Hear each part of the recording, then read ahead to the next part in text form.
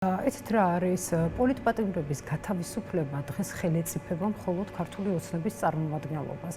ეხლა იქ სასამართლო დარბაზებში რომ თავისუფალი მართლმსაჯულება არ მიმდინარეობს და მოსამართლე შინაგანი რწმენით არ იღებს გადაწყვეტილებებს და პოლიტიკური პროცესი არ არის, ეხლა ყველა მიცის ეს, ხო?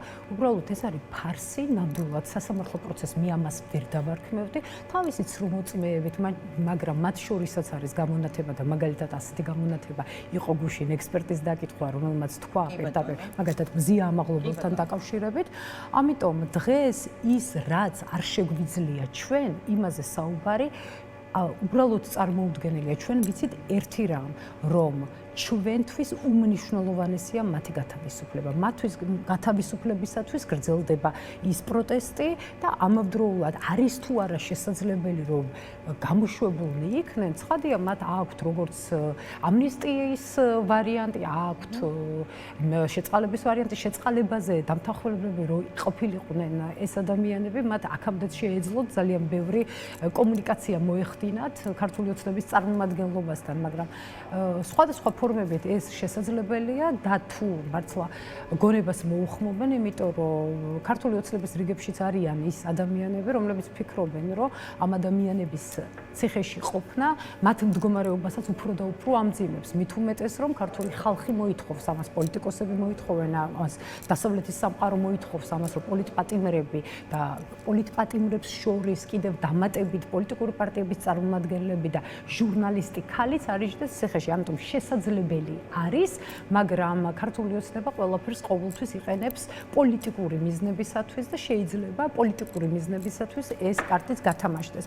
მე მაინტერესებდა საუბარი იმ თემასთან დაკავშირებით, რომ ბოლო პერიოდის განმავლობაში ყოველთვის მოაქვთ რაღაც ინდექსი გაუმჯობესებული მდგომარეობის შესახებ. და აი ამ ინდექსებს, როდესაც ჩაუღრმავდებით, ნუ ციფრების манипуляციები არის ძალიან ხშირი, მაგრამ სამი მთავარი ციფრი მოვიტანე მე თქვენთან.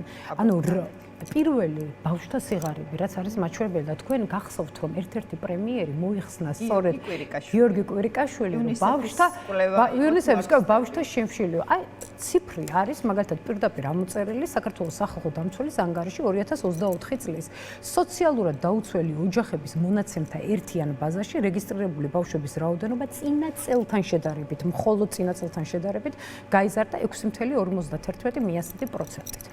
მეორე დგენელი ინვესტიციები ქვეყანაში 2024 წელს ჯამურად შემოვიდა 1.3 მილიარდი ამერიკული დოლარის ინვესტიცია, რაც წინა წელთან, ანუ 2023 წელთან შედარებით მაჩვენებელზე 29%-ის ნაკლები. ანუ ეკონომიკური კოლაფსის მიმართულებითაც ეს მაჩვენებელია. და ბოლოს სოციალურად დაუცველები, ანუ ბაზაში რეგისტრირებული ადამიანების რაოდენობა.